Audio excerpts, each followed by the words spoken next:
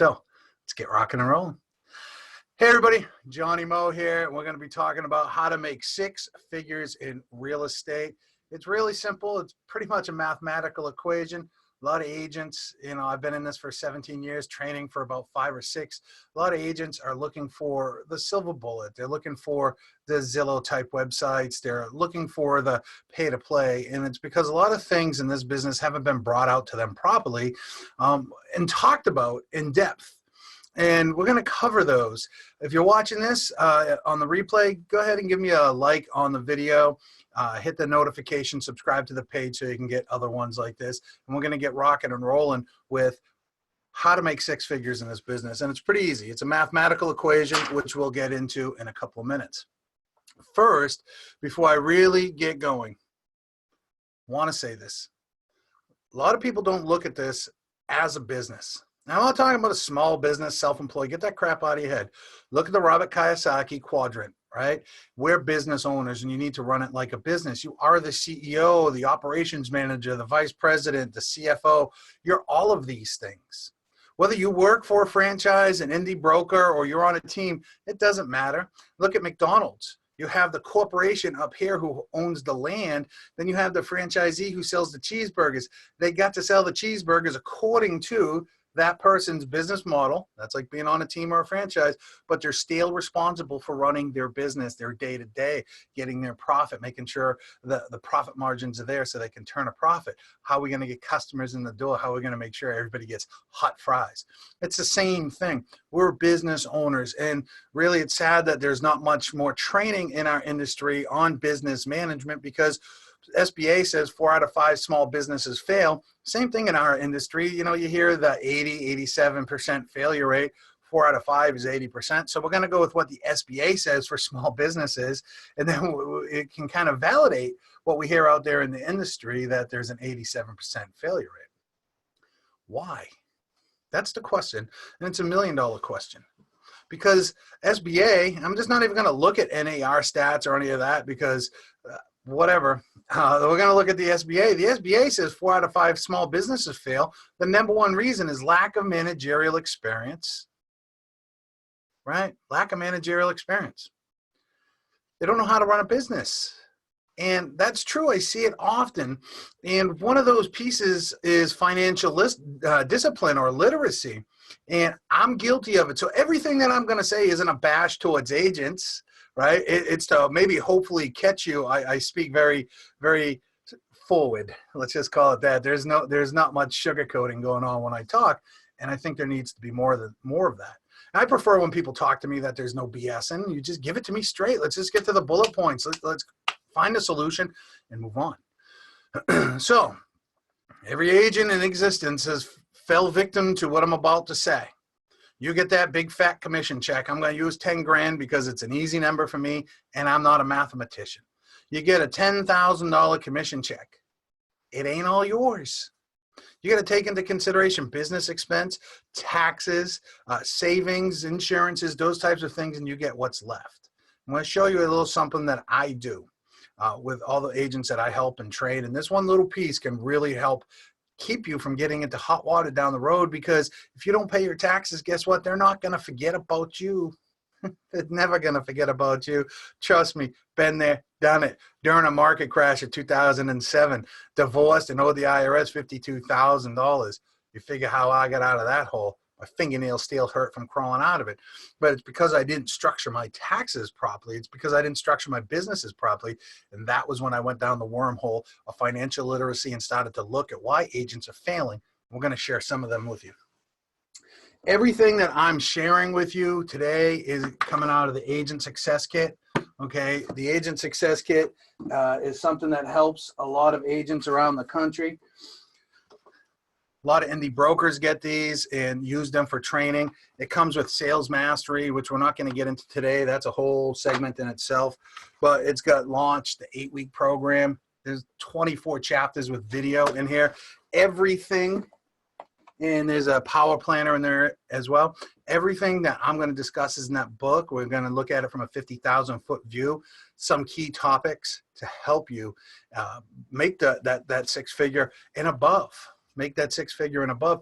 My first year in the business, I think, was 75,000, 150,000, 180,000, 225,000, 280, 341, all in gross commission income, because there is a mathematical equation. And if you just follow that mathematical equation, do the work, create accountability, which is another missing thing that we're going to talk about, then you make money. So let's just get right into it. Okay, there's going to be no fancy props or any of this. Let's just get right into this. We'll make a suggestion that you go out right after this and buy Michael Gerber, whether you want it on audio or you can read. I like audio. Some people like to read. I hate reading because I read the same page 6 times and say, oh, my brain's thinking of something else. Michael Gerber's The E-Myth. It's the best book. I think it should be required reading for anybody. Michael Gerber, G-E-R-B-E-R, The E-Myth. Fantastic book.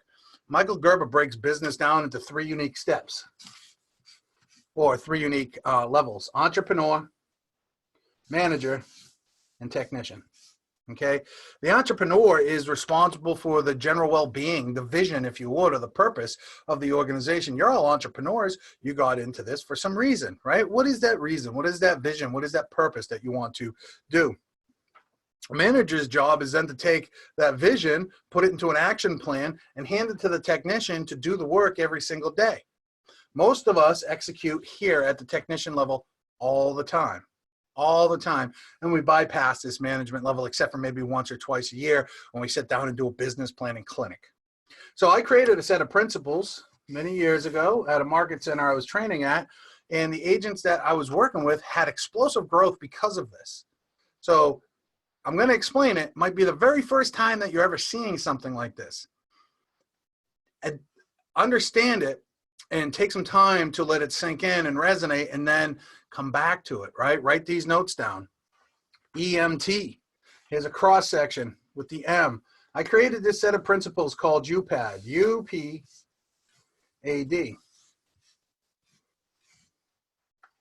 This is the very first step I think anybody needs to know in their business. The manager is responsible for understanding what the vision and the goals of the organization is, your organization. Whether you're one person, a team, a brokerage, it doesn't matter. What are your goals? Understand them. I'll put some math up on the board in a minute. I'll do it right now. Let's say you have a goal to do $200,000 a year in gross commission income. Actually, I said this was to make $100,000. So we're going to use $100,000. How to make $100,000? You want to make $100,000 in gross commission income. Okay, I understand, entrepreneur me, that is the vision, that is the goal. Now let me make a plan to do it, and my plan consists of, I'm just going to use $5,000 as the average commission. If my average commission is $5,000, I need to do 20 sales. Right? 20 sales times 5,000 is 100,000. How am I going to get 20 sales? Well, we can break that plan down in a minute, which we will do. Now, after I create that plan, I have to put it into action. Do the work. You got to do the work, right? You got to make the phone calls, have the relationships, respond to those emails, those text messages, go on appointments, go to the open houses, those types of things. This is the missing piece for almost all of us.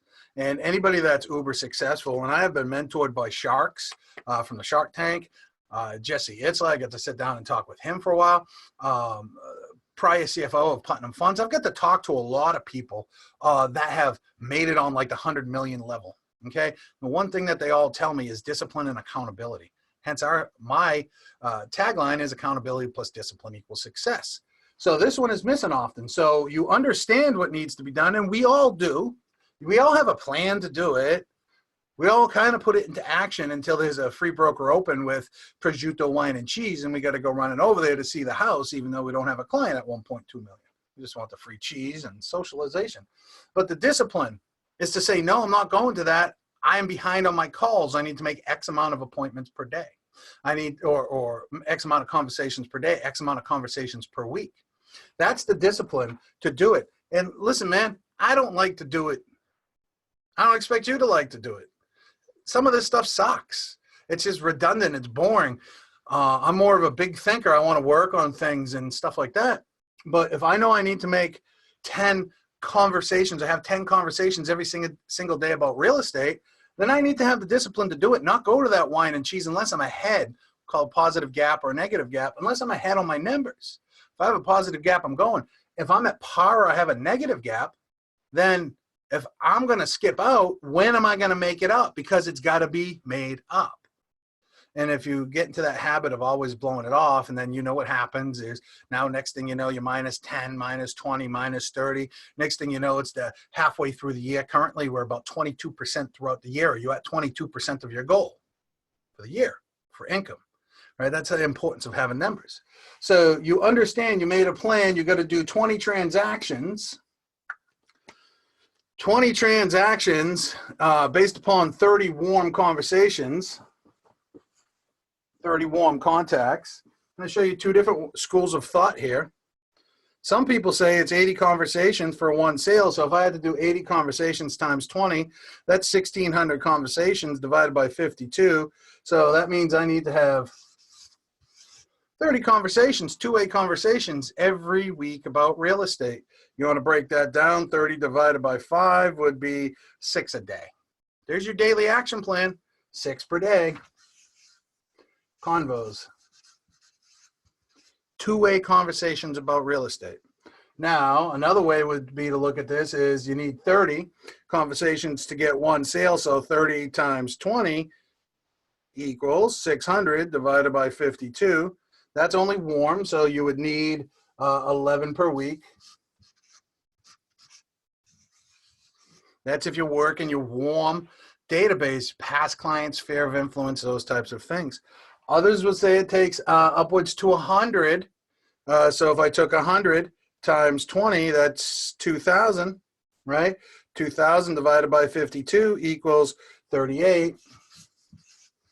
38 divided by 5 is 7.6, so let's just call it 8. So if I take the 80 per one or the 100 cold per one, I come out with roughly 6 or 8 cold conversations per day, roughly 11 per week on warm conversation. So now we can take that information to say, okay, how am I going to get 8 two-way conversations per day about real estate? You got all day to do it. You got all day to do it. So it brings us up to our next piece where there's this word that when I bring this up to many people, it's like a deer in a headlight, or maybe 2 headlights would be deer in headlights. And that's strategy. What is your strategy? And before anybody even gets into business, they should have a business plan, right? They should have a business plan. And within your business plan is marketing strategy and other different types of strategy. Right now, we're going to be talking about what I call the lead generation quadrant. The lead generation quadrant is another thing that I created to try to help. It's almost like a SWOT. You're going to learn that I like quadrants. Is another quadrant thing that I created so you can start to look at the different lead generation types and drill in to find out what you're good at, what you like to do, where your results are coming from. And I'm a firm believer in you need multi-tiered marketing strategy. Can't just say Facebook's my marketing strategy. Man, that's just like saying the ocean is where I want to build my house. Well, what ocean? What beach, right? It's too vast. You can't just say that. So if we look at the lead generation quadrant, we have on this side active and what about passive? I just had a brain fart. Active and passive, meaning that these you're actually actively doing something in order to get a response, engagement, the conversation. Passive is you did something and you continue to reap the rewards. It lives out there. Now let's get into that. So active, let's call it for first on this quadrant is calls. What is your call strategy? Some people love calling, some people hate calling. No matter whether you love it or hate it, calling is broken down to multiple ways. And you got to, no matter how much you hate it, you still have to call. You have to call people whether they sent something in on a portal lead or a Facebook ad or any of that other stuff. You still got to pick up the phone and communicate with these people. So what is your calling strategy? Are you going to call FSBO? expired.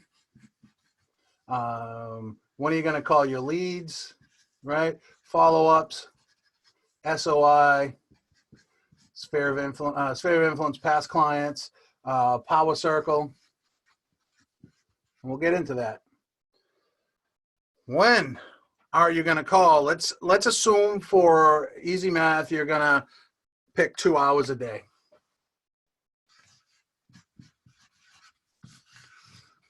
You don't deviate away from those 2 hours. At the end of the week, Monday through Friday, that's 10 hours. You're supposed to work 40 hours according to somebody's rule book, right? So that leaves you 30 hours to do a whole bunch of other stuff.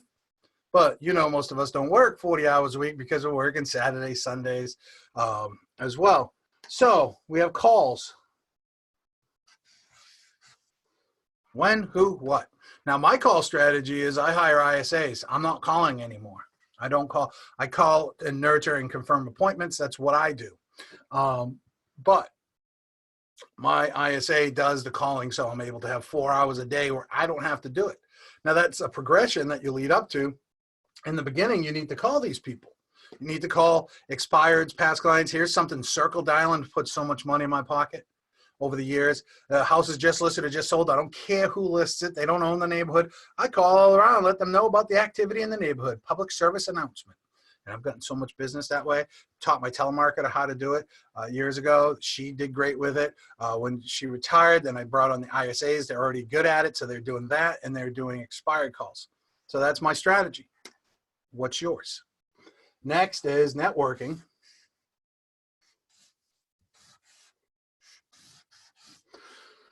This is ugly. This is an ugly topic because I can tell you out of all the quadrants, this one right here is probably the most underutilized and the most powerful. All of my relationships I have built with some level of networking. Maybe I got an internet lead, but then I was able to network it into something more. For instance, I got an internet lead back 2004. It was an orthopedic surgeon relocating to this area, sold him a $700,000 house.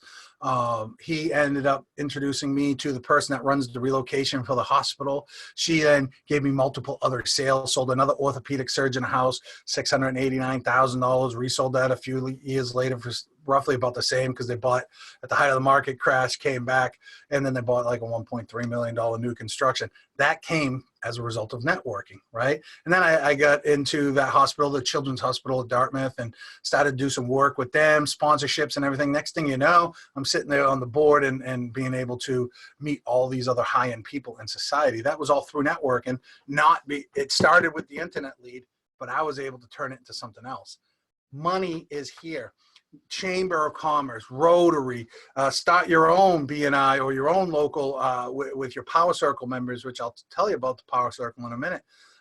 Start your own network. See, we're all looking.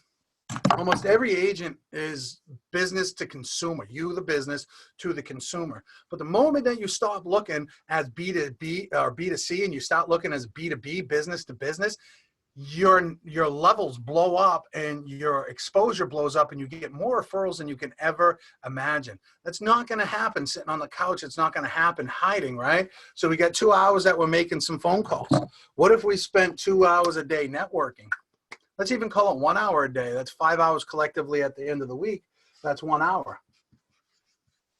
We're going to BNI, start our own local small business chapter of whatever you want to call it, chamber.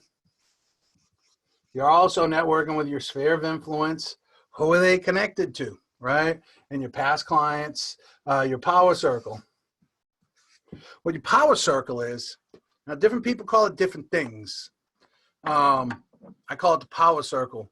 I believe Gary Keller calls it the Allied Forces. Brian Buffini might call it the inner circle. I think that's correct. I call it the power circle. Now, my power circle is my mortgage person, my financial advisor, attorney, if I didn't say insurance person, you know, those types of people that kind of have the same job as us, where we're reaching out to the community or we're kind of chasing the same client or the demographic of that client, Okay, now we can go to networking events together, and it's not so weird walking in. I'm walking in with my lender and say, all right, you go left, I go right, and we'll circle back, because inevitably there's always somebody I know or they know. We go into these events, we collect 4, 5, or 6 cards. We're out. Our mission accomplished. Now I can follow up with those people the very next day. Hey, Mary, it was great to meet with you at the chamber event on Tuesday. I'd love to grab a cup of coffee with you, see how we can increase each other's business. It's really that simple. Then I'm going to follow up with Mary if she doesn't follow up with me. But that's networking. Now, all of a sudden, think about it. If you're spending 1 hour a day having lunch, building a relationship, that also includes your pop buys and stuff like that. So with my docs, I pop by once per month with brownies, cookies, donuts, whatever, something, some sweet treat. You know, maybe it's a fruit basket or something. If we're in springtime, everybody's trying to get their beach body or whatnot. Me, I'm forever a brownie eater. I'm going to eat the brownie. But, you know, I'll pop by. Why? Because I'm continuing to network with those people and become relevant to their staff. And I've sold multiple staffers homes, nurses, and people that work the front desk. And when I walk through, they're all happy. They're like, hey, what do you got for us today? So it's important to build those deeper relationships. My power circle is so important because now we're doing hosted events. I said, do your own local event. Now I have, well, me included, 5 people that are all putting this event together, and we're all inviting maybe 5 businesses: plumbers, electrician, wood floor people, people that do wills and trusts. I don't know, man, the list goes on and on, okay? And now all of a sudden we're networking. So those are my outer circle. My power circle is my bullseye, and there's like the rings on a bullseye. Our goal is to meet other business owners that might know why somebody's putting a roof on their house because they're getting ready to sell it, or might know that somebody's getting ready to sell their house and that's why they're having it painted so they can get top dollar, or they just know it needs to be painted because of all the flake. Oh, Bob, who do you know? You have anybody looking to sell their home? Right? Real simple. Hey, Billy the plumber, have you heard of anybody looking to sell a home? Hey, listen, I gave Mary and Bob your number. They should be calling you for a new furnace. You see how that whole referral thing starts happening? That happens on the networking level. You want referrals? Start networking. Have customer appreciation events. Have small ones, have large ones. Have them come to these events and mingle again. Don't just send out a newsletter or a Facebook post. Yes, sometimes those things work.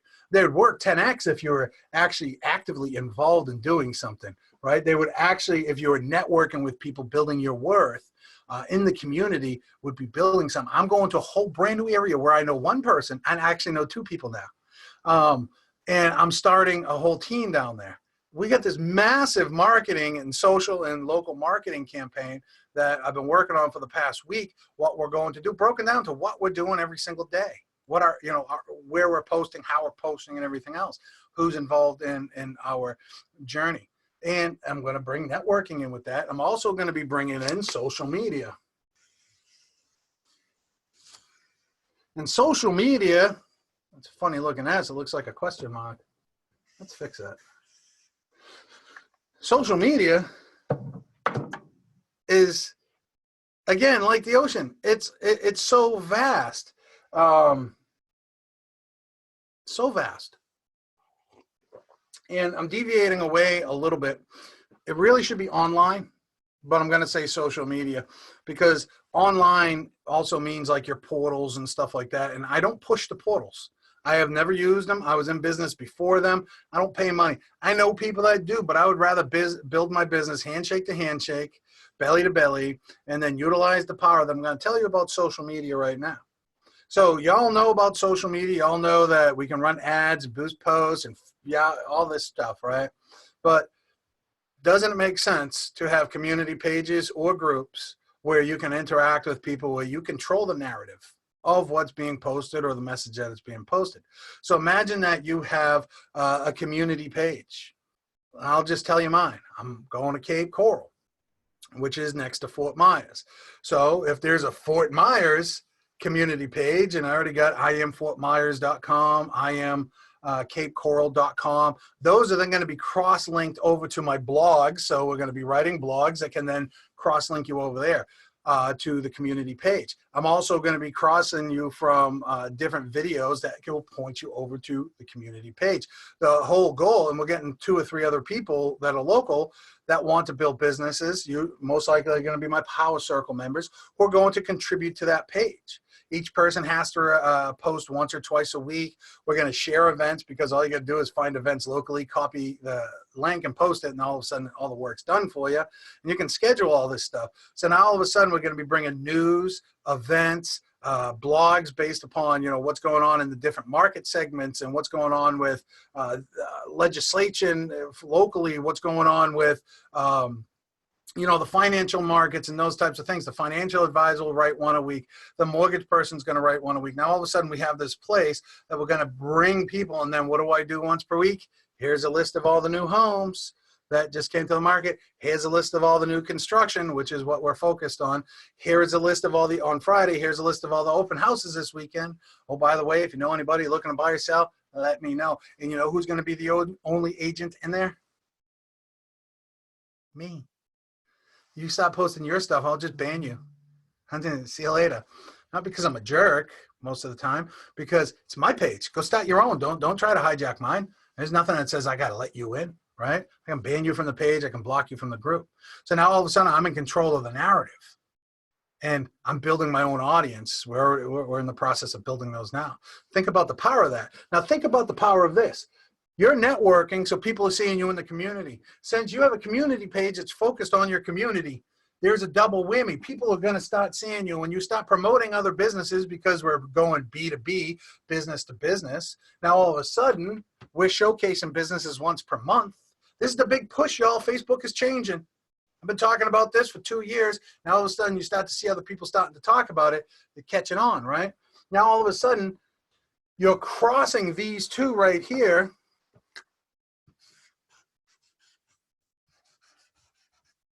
Because you're networking offline and you're networking online. You're doing something for the community here. You're doing something for the community here. What you're going to find out is eventually people are going to be like, oh, man, I see you online. You're doing a great job. That's awesome. The showcase that you did on Bob's Steak Emporium, right? Whatever. Or Jimmy's Pizzeria. You can also get engagement here by doing, hey, who's got the best pizza in your town? Hey, who's got the best burger? And then let people comment, build a poll, and then you can go to the winner and go, hey, this is the people's choice, right? Think outside the box. That's why I say rip that realtor badge off, throw it to the side. That's just something that we have to join. You're a marketer. The moment you start thinking like you're a marketer, the moment you start your marketing business and start running your business like a business, things change. Now, all of a sudden, I'm actually enjoying what I'm doing. I'm not sitting there stressing. I'm able to engage with people. I'm doing a $25 giveaway to different restaurants, right? And I'm getting people to engage here. And then I can invite them to my coat drive or can drive or food drive or my what do you call them, the care bags, you know, toothbrush, shaving cream, those types of things. I can invite them to, if I'm raising money for veterans or whatever I'm doing, I can now have my own platform that I can invite people to do what help or contribute to what I'm doing offline. And the people here are seeing me saying, wow, this guy's actually a pretty decent guy. You know, he's helping this group. He's helping the, you know, the less fortunate here, and here. We want him part of our organization. Hey, will you join our leadership? Hey, will you join? One of the best things you can ever do is take the leadership for the Chamber of Commerce. If you can get it, if your chamber has that, if you can get in, you're meeting other business owners or important people of that business, right? So now all of a sudden I got my online, my offline. This is happening automatically. Y'all got to do this yourselves. So let's say you spend 1 hour a day here. But it could be a little bit more, but the beauty of it is you can do it at 8 o'clock at night when Dancing with the Stars is on, right? This isn't necessarily a prime time activity. This is prime time. This is prime time. You're doing it 8:30 to 6:30. That's prime time. This you can do anytime. And you can wake up Sunday and schedule 10 posts to go throughout the week, and they're just firing. Without you even doing anything, you're off doing something else, because you know in your schedule you're going to wake up Sunday at 7 o'clock and you're going to schedule 10 posts. It's going to take me an hour to 2 hours to do that.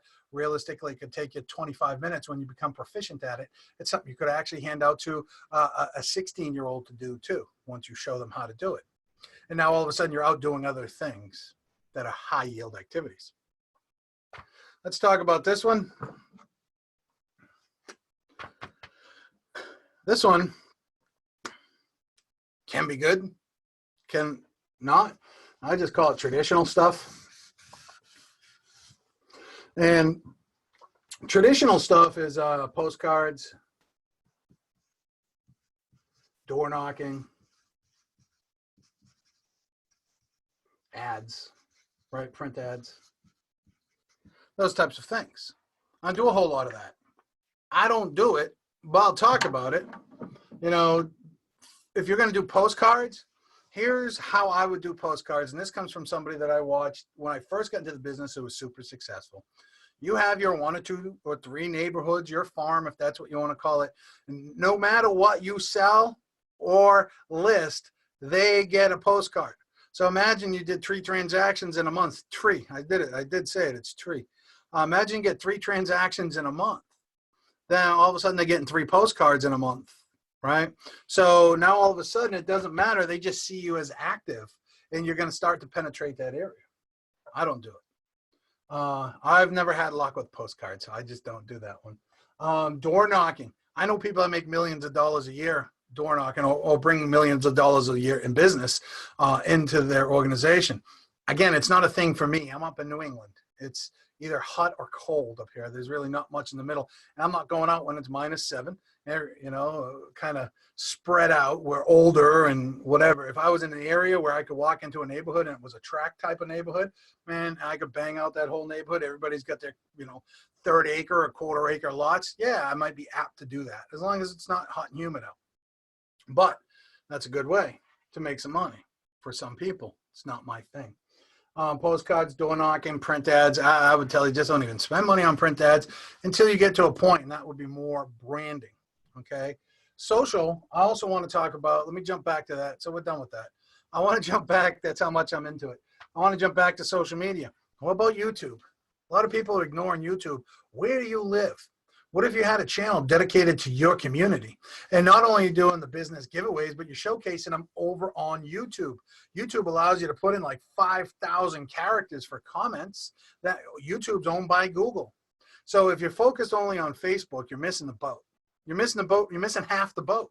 Because when somebody goes to Google, and almost everybody uses Google, they're going to type in specific words.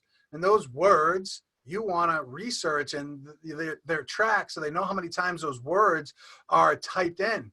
So if somebody goes to Facebook, they're not typing those words in. If somebody goes to Google, to YouTube, well, to Google, and they type those words in, they're looking for something specific. So let's use Cape Coral again. Cape Coral homes. I can tell you within an error of margin through softwares like Keywords Everywhere, how many people are searching for those particular keywords. That's where you start to do some keyword research. What are they searching for? Don't you want to deliver to them what they're searching for versus being on Facebook and just throwing out this net and saying, hope I get you, right? Because that's what's happening. Big nets out there. Oh, what I catch, what I catch, what I catch. Well, I would rather be like a shark, man. You want to search for XYZ? Let me deliver you XYZ, and then I'll pounce, right? And hopefully I'm able to deliver.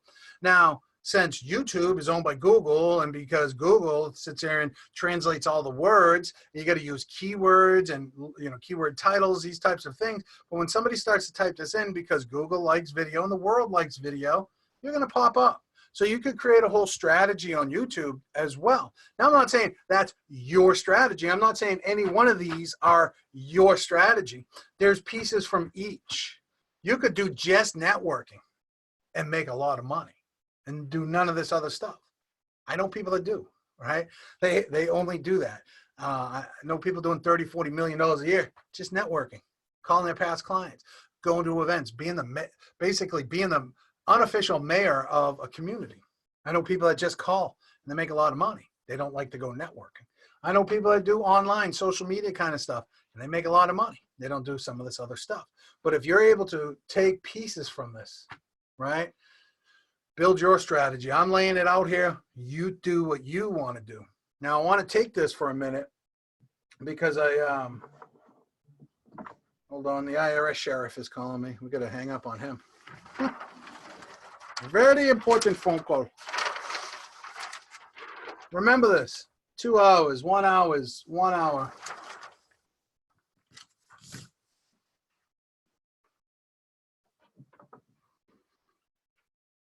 If you're watching this on YouTube and you like what you're seeing, just give me a thumbs up.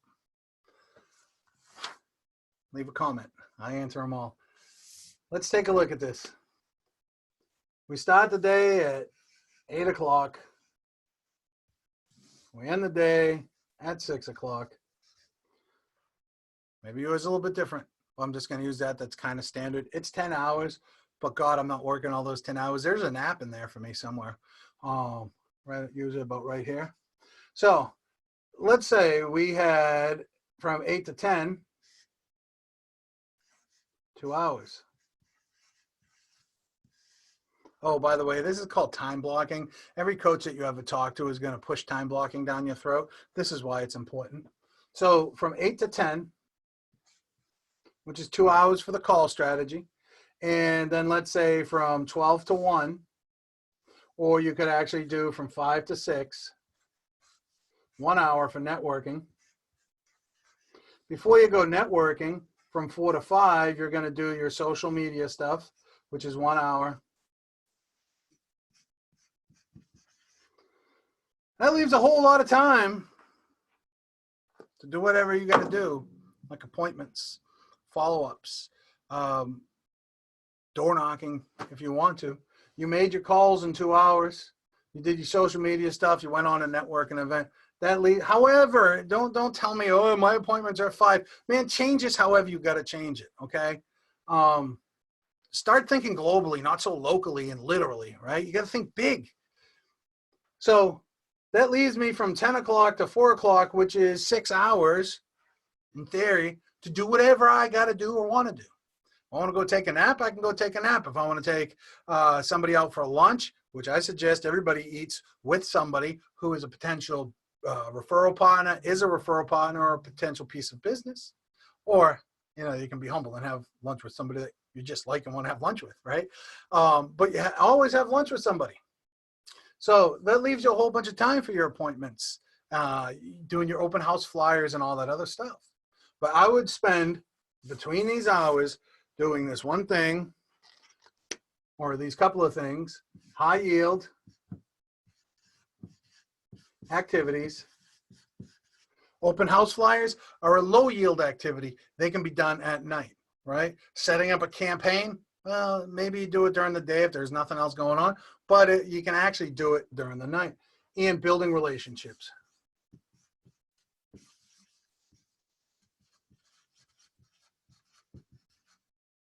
Build relationships. That's what I'd be doing. High yield activity. I'm focused on high yield activities and building relationships. That's it. High yield activities. Lead generation, right? That's high yield activities. Anyways, we're getting into the 140 hour or 140. We're getting into the 40-minute mark. So I just want to start to wind this down just a little bit. I'm going to show you one more thing. Then we can wind down. And if you have questions, put them over. I'll get to them at the end. You can either do it in the chat section or the Q&A section, and I will answer them. So let's get back to that commission real quick, because this is one of the biggest issues I help agents out of. They get jammed up with this one piece. You should have 2 bank accounts, one called business, one called personal. So your $10,000 commission check. Your broker's already taken their cut. So you got a $10,000 commission check. Goes into your business. Doesn't have to be a business account. Just call it business, okay? It can be a personal account. But just call it business. So your $10,000 goes into the business account. Well, we have taxes. And I suggest 25%. Because I'd rather have more and keep some than try to come up with $4, $5, $10, $15, $20,000 at the end of the year, because that sucks. So 2,500 bucks right off the bat gets pulled out and goes over into a dedicated savings account. If you don't trust yourself, you can send it right to them. Okay, so 25% of 10 grand is 2,500.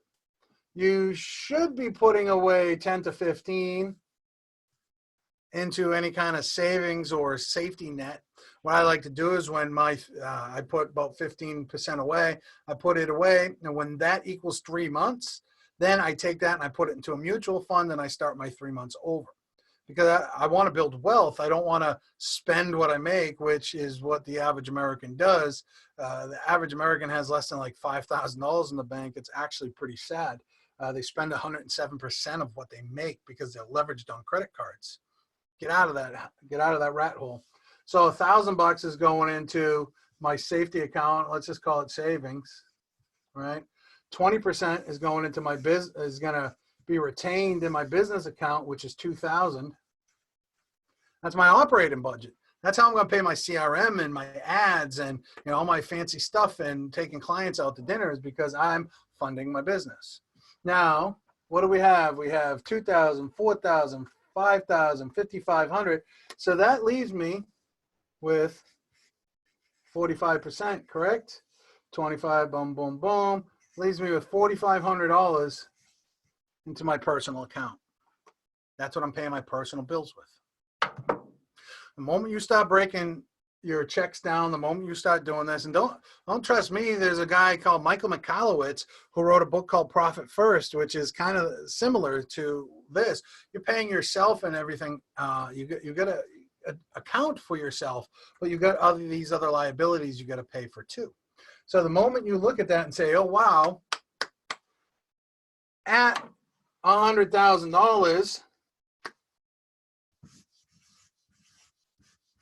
I don't need to just sell 10 houses to pay for my six-figure lifestyle. I actually have to sell, let's get the number. The exact number, I kind of know it on the top of my head, and I should know it because I do it all the time. Divided by 4,500. I got to sell 22 houses. So I don't have to do 10. I got to do 22. Changes everything, right? Changes the way you're going to look at your money. Changes the way that you look at your finances. Now, if I do bring in 100,000, it means I got $20,000 in, or 25,000 attributed to the IRS. And I can tell you at 100,000 after your deductions and stuff like that, you're going to give yourself or get yourself a nice refund. You're going to have 10,000 in savings. That's pretty cool. That's more than the average. You're going to have 20,000 in a business account so you can continue to lead with revenue and make money. And you made $45,000 for your personal bills and expenses. Now, if you need 90,000, double everything, right? So we can take that and look at it and say, I need 22 transactions. How does that relate back to the very beginning?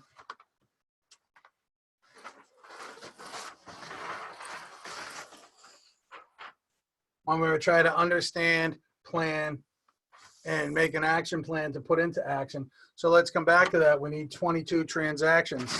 Last piece of paper must mean something. This is why knowing your budgets is important. This is why we push financial literacy. Knowing how much you need, knowing how much you spend, right, is everything. Is everything. You don't want to just run blind, because what you do is you just run around in circles. So now all of a sudden my goal comes out that I need 22 transactions based upon finances. I'm not doing it based upon anything else. I'm doing it based upon what my true number really is, 22. Need to do 22 transactions. Let's just do the 80 contact or the 80 conversations for one sale. 80 times 22 equals 1,760 conversations per year. Divided by 12 equals 146 per month. So let's take 1,760 divided by 52 is 33 per week. Divided by 5 equals 6.76. This is your action plan, y'all. Your numbers might be different. But based upon this information, you should be able to figure those numbers out. We do have those inside of the book. There's all sorts of spreadsheets and charts and everything else like that in the book to help you with that. And also in the planner, we go over goal planning, because you really got to understand goals. Goals are cute. They really are. The vision boards and all that stuff, they're great. They're great visual reminders and stuff like that. Most of us set up goals with no understanding why we're setting that goal up. What if you set your goal for 100,000 and it's not enough? The only thing that's truly going to tell you whether it's enough or it's right is the mathematics of it all. So what are the true mathematics? That's it. In the replay, I'll send out some things. I'll see if I have a PDF where you can try to figure out your goals, so you can have that with you and everything else like that. And, you know, it leads me to, we're going to be winding down. It's going to lead me to the last thing. If this stuff makes sense to you, it's really just it's scratching of the surface. It really is the scratching of the surface. I believe you got to go in deep, always be learning, spend 15 to 20% of your time at the management level. And as you grow, you find you spend more time at the management level, because that's what shows the deficiencies, that shows the deficiencies, that shows where the adjustments need to be made. Okay. It shows you what you're not doing. And trust me, when I'm working with people and we're looking, why haven't they hit their numbers? We see why. Because they're not doing the work with disciplined activities. They're not hitting their numbers. But if this stuff kind of makes sense to you, you want to drill down a little bit more, I would really suggest that you get into the 8 weeks to greatness program. I have 2 programs. They're the same program. One is one-time fee, $199. One is $25 per month, and it releases the content, right? Time release. All the stuff in the Agent Success Kit minus the planner is inside of there. Live videos. I think there's like 5 hours worth of videos of different things talking. Actually, there's a lot more than that, because there's 8 weeks of live content. So there's at least 8 hours of live content of me delivering. And then there's videos on networking and everything else like that. I would get in there. If you go to agentonboard.com, agentonboard.com, the 2 programs are there. One is monthly, $25 a month. One is $199. You get everything there, all of this stuff, way deeper. We get into each one of the lead generation quadrants so much deeper.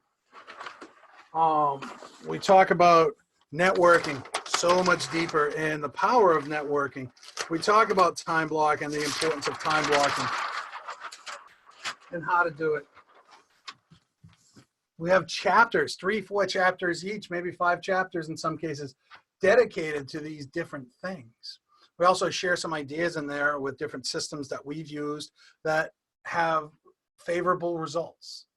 So that's my pitch right now, is if you want something deeper, and I firmly believe everybody should be taking this training, because there's a lot of basic management skills in there, financial literacy, those types of things, but also how to get business, then go to agentonboard.com, invest in yourself. It's short money for what you're going to get out of it. It's the same thing that I do for some of the large associations that I onboard. We do a half hour, then a follow-up webinar. So it's kind of the same stuff, but we get right into business management because it is so needed. Anyways, y'all, hit me up with questions. If you got questions, post them. Let me see. I got a couple being recorded. Yes. What is BNI? Business networking. I don't know what the I stands for, but if you just Google BNI, there's chapters all around. They only let one person of each career in, if you would, or you can start your own. And that's, I always want to be in control of my stuff. Okay. So if I have my own networking group, then I'm in charge of it. Nobody can tell me what to do. What's the average conversion needed for one conversations needed for one transaction? Conversations, two-way conversations, most of the industry people say 80. You need 80 conversations for one close. Now take into consideration, it's going to be 80 and you're probably going to get 3, but convert 1. Okay, so that's what most of them are working with now. What book is that? What book? There's lots of books. So I've mentioned my books. Right, launched the 8-week program, the Agent Success Kit. You can get that at ipassednowwhat.com, ipassednowwhat.com. You can also just go to the GCI Academy and everything's there too. Also mentioned Michael Gerber's The E-Myth. I think it's one of the best books. I think it should be required reading for anybody getting into our field. And then Michael Michalowicz, Michael Michalowicz, Profit First is another great book. My friend Regina turned me on to that book and I was like, wow, I feel like this is everything that I needed. So those are a couple of the good ones. Thanks so much. I'm a networker. I'm going to separate my business account and personal account. Excellent idea. Tree is the military way of saying three. Thank you for doing this. You're welcome. So if there's any questions, last minute questions, y'all, hit me up. Make sure you follow the channel too on YouTube. Go to More GCI channel on YouTube. And, you know, I post a lot of stuff there, and subscribe so you get any of the new videos. I post all sorts of stuff up there. So go there and follow me on Facebook too. If there's any questions, reach out, join the 8-Week to Greatness. I can promise you it will change the way you're looking at things and increase your business. Most of the agents that I worked with before I left the market center doubled and they're tripling their production now from the time that I started to working with them, because they're seeing clearer. They're seeing like business owners. And what happens is you have all the recorded content there. You can be there for a week and not get bored and see the same stuff twice. But we also go live once a week where you can connect and ask questions or get some clarity. So, and if there's anything new that I've encountered, then I bring that up as well. So any questions at all, hit me up. If there's no more last final questions, I am going to the links, please. Okay. So the links, Daniel, for the course would be agentonboard.com. Sign up for either one of the 8 Weeks to Greatness. The Agent Success Kit and everything else like that can be found at gciacademy.com, GCI Gross Commission Income Academy.com. So that's the best place for all that stuff. And on YouTube, it was just type in More GCI and you'll come up with the channel. Anyways, y'all, if you need me, hit me up. I'm always available on Facebook and everything else like that. I'm going to give it to the count of 3. If there's no final questions, we're all going to disappear. So 1, you're going twice. Listen, y'all, have a good time, good day, good luck in your careers. You all can do it. It's a mathematical equation. Do the math, have the discipline, do the work. Peace out, everybody.